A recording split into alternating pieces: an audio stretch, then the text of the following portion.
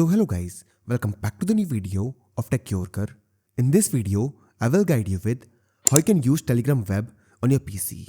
So first of all, launch the browser on your PC. Now here search for Telegram web.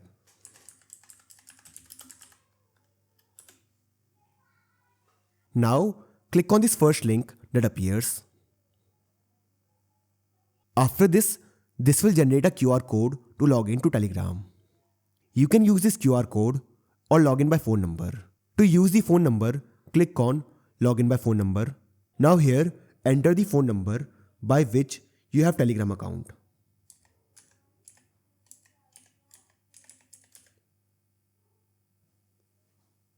After this, click on next.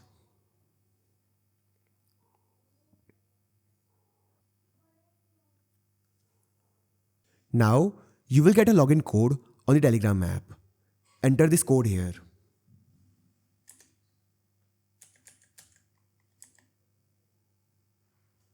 And now this will log in the Telegram. So this is how you can use Telegram web on your PC. So I hope you find this video useful. And if you do, then don't forget to like this video and subscribe our channel.